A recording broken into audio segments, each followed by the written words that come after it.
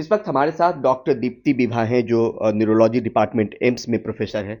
Ma'am, क्या हम नई शुरुआत करने वाले हैं खासतौर पे स्ट्रोक के पेशेंट के लिए? स्ट्रोक में जिन मरीजों को लैंग्वेज की प्रॉब्लम होती है, जिनको बोली में दिक्कत होती है, उसमें हम एक रिसर्च कर रहे हैं, जिसमें हम देख रहे हैं कि जो इंडियन म्यूज़िक है, उसके द्वारा उनमें स्पीच की रिकवरी कितनी होती है और कितनी अच्छी होती है, जो स्टैंडर्ड थेरेपी है ओवर एंड अबव दैट।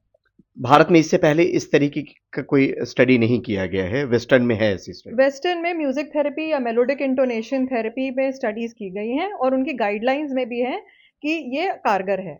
लेकिन इंडियन म्यूज़िक डिफरेंट प्रकार का म्यूज़िक होता है और जो पाश्चात्य म्यूज़िक है, वो हम भारतीय मरीज़ों पर बिल्कुल कॉपी पेस्ट तरीके से नहीं दे सकते हैं। उनको अडैप्टेशन चाहिए उसका। तो हम वही अडैप्टेशन वाला वर्ज़न कर रहे हैं और उसके बाद देखेंगे कि ये मरीज़ कितना एक्सेप्ट कर रहे हैं और उसमें सुधार कितना हो रहा है। किसके साथ ये स्टडी हो रही है मैम, और कितने दिन का वक्त लग सकता है जब एक नई उम्मीद मिल सकती है इस थेरेपी के जरिए उनकी जिनकी आवाज़ लड़खड़ा रही है?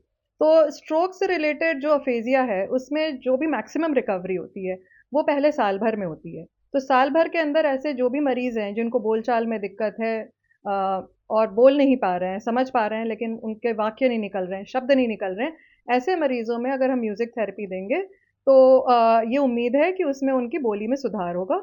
तो इसलिए हम ये स्टडी कर रहे हैं। और किसके साथ मिलके ये डेवलप कर रहे हैं जो तो चीज़ें? इसके लिए बहुत सारे डिपार्टमेंट्स एम्स के भी हैं और आईआईटी दिल्ली भी हमारे साथ कोलैबोरेट कर रहा है। आईआईटी दिल्ली में डॉक्टर राहुल गर्ग और डॉक्टर अनूप कृष्णन है हमारे साथ और एम्स न्यू दिल्ली में हमारे साथ स्पीच थेरेपिस्ट हैं जो ईएनटी डिपार्टमेंट से हैं, फिजियोलॉजी डिपार्टमेंट से डॉक्टर कोचर हैं और साइकाइट्री डिपार्टमेंट से डॉक्टर रोहित वर्मा। अब तक हम लोग क्या कर रहे थे मैम ऐसे पेशेंट को लेके? क्योंकि ऐसे आपने जो पेशेंट्स थेरेपी। के लिए जो स्टैंडर्ड स्पीच थेरेपी होती है उसमें यूजुअली बोली को वापस लाने के लिए बहुत सारे तरीके मरीज और मरीज के रिश्तेदारों को बताया जाता है, जिसमें उनको कहा जाता है कि ये इनकरेज ना करें कि वो इशारे का रिप्लेसमेंट करें बोली के लिए। तो उनको कहा जाता है कि वो बोलें, शब्द बोल निकालने की कोशिश करें।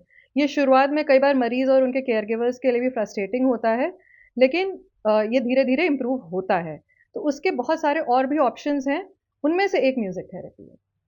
तो ये लग रहा है कि आने वाले वक्त के लिए एक रिवॉल्यूशनरी स्टेप हो सकता है, क्योंकि जल्दी रिकवरी और ज़्यादा बेहतर रिकवरी की बात गुंजाइश है इसमें। देखिए, बोली में जितनी भी रिकवरी हो मरीज़ के लिए बहुत बड़ी नियामत है। तो हम ये नहीं कह रहे कि रिवॉल्यूशन होगा, पर अगर हम एक छोटा कदम भी आगे बढ़ा रहे हैं, तो मेरे ख़्याल से हमारे लिए बहुत बड़ी उपलब्धि होगी। और इसमें ये भी समझना चाहते हैं मैम कि कितने पेशेंट्स पे हम इसको करना चाहते हैं और कितने वक्त तक में ये स्टडी पूरी जो है वो पूरी हो पाएगी?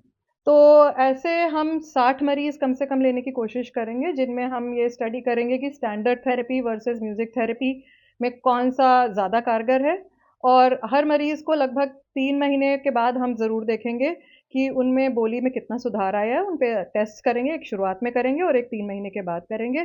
थेरेपी लगभग 6 से 8 हफ़्ते के लिए चलती है। उस टाइम उनको हमारे पास हो सकता है बार-बार आना पड़े और ये पूरे स्टडी की अवधि 3 साल की है लगभग। एक चीज़ और समझना चाहेंगे, ऐसे मरीजों को जिनको स्ट्रोक की अभी शिकायत हो रही होगी, उनके लिए क्या संदेश है एम्स की तरफ से? क्या वो एम्स की तरफ आ सकते हैं, एम्स में आ सकते हैं?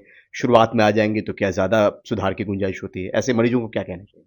तो स्ट्रोक में जैसे ही मरीज को पता चलता है कि उसको लकवा है, तो अगर वो तुरंत डॉक्टरी परामर्श में या न्यूरोलॉजिस्ट के परामर्श में आता है, तो 2 चीज़ों में उसको फ़ायदा हो सकता है। एक तो ट्रीटमेंट में, इमीडिएट ट्रीटमेंट में और बाकी मोर रैपिड रिकवरी और अच्छे से रिकवरी, जल्दी रिकवरी, इन सब चीज़ों में मरीज़ को मदद मिल सकती है।